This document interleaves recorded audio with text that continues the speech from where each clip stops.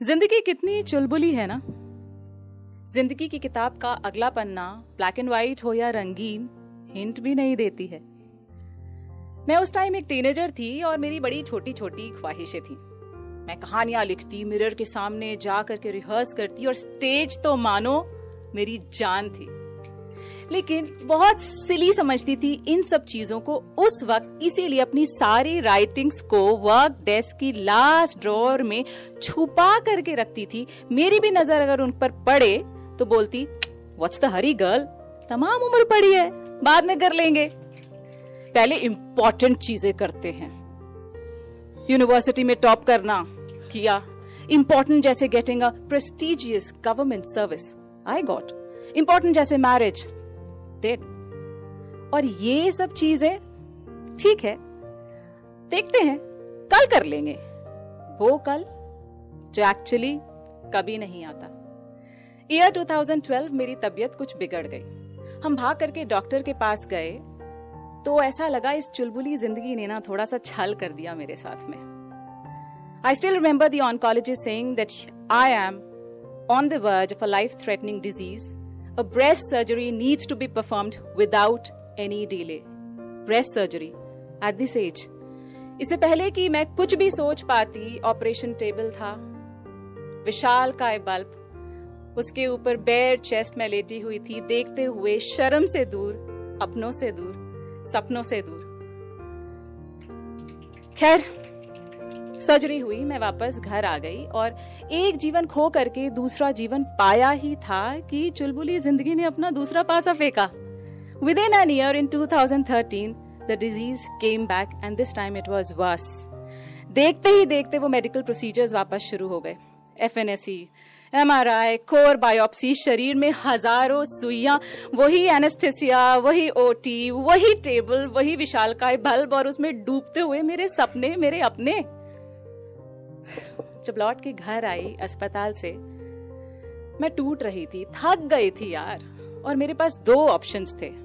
पहला जो इंस्टेंट था, गुस्से में जिंदगी को झकझोर के पूछूं, डैम इट व्हाई मी, या फिर जिंदगी को पास बुलाकर बिठाकर सोचूं, damn it why me.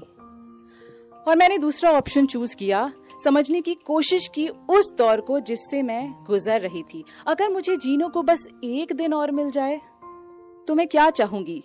Friends, family, parties, relatives, या चंद लम्हे उनके साथ जिनसे मैं बेइंतहा प्यार करती हूं पर कभी टाइम ही नहीं मिला उनके साथ स्पेंड करने को। एक तरफ lucrative job, awards, rewards, name, fame, money, या फिर सिंपल प्लेजर्स ऑफ लाइफ जिसके लिए वक्त नहीं था, जैसे बारिश में भीगना, छत पे जाके खुली आवाज में चिल्ला करके गाना, इस बात की परवाह किए बगैर कि लोग क्या कहेंगे, दोस्तों के साथ जाके डांस करना, थिएटर, स्टोरी टेलिंग, राइटिंग, जिसमें मेरे लिए ना कोई नेम है ना फेम है, but that is where I belong. और इस अधमरे शरीर में पता नहीं कहां से एक हल्की सी जान आई। बैंडेज खुलने का इंतजार भी नहीं किया, लड़खड़ाती हुई वर्क डेस्क के पास गई, ड्रॉअर खोला, नीचे से फाइल्स में ठंडी पड़ी मैन्युस्क्रिप्ट को निकाला, खोला और उसको कंप्लीट किया। अपनी पहली राइटिंग हफिंगटन पोस्ट पे डाल दी। उस दिन से आज तक हर वो चीज करती हूँ जो छोटी है, थोड़ी है, बदसूरत है या खूबसूरत है, जैसी है मेरी है, मुझे खुश रखती है। स्टोरीज लिखती हूँ, कहानियां लिखती हूँ, स्टोरी टेलिंग करती हूँ, थिएटर करती हूँ, स्विमिंग भी सीख रही हूँ, एक किताब लिख रही हूँ, पता नहीं छपेगी कि नहीं, कोई पढ़ेगा भी कि नहीं, but it does not matter any longer. पिछले 5 साल में 24 घंटों में 48 घंटे का काम किया है, एक भी छुट्टी नहीं ली, संडे को भी ऑफ नहीं लिया। और पता है, इतनी मेहनत करके पहली बार बहुत खुश हूं। लोग हंसते हैं मेरे ऊपर, कहते हैं she is very self proclaiming, अरे टू एरोगेंट यार, too desperate, too ambitious. Hey man, did they go through the 2 lows of my life like I did? No, and I fucking care 2 hoots about them now. मुझे पता है आने वाले पल की अब मुझे चिंता नहीं। मेरे लिए जो है वो है आज, ये मोमेंट, ये वक्त, ये दिन। इस दिन पे कुछ नया करना है, कुछ लिखना है, कुछ जीना है। I need to forgive myself, I need to be kind to myself, I need to love myself. चुलबुली जिंदगी ने ना अपने ही अंदाज में ये सिखा दिया कि अगला पन्ना ब्लैक एंड व्हाइट हो या रंगीन, इससे कोई फर्क नहीं पड़ता।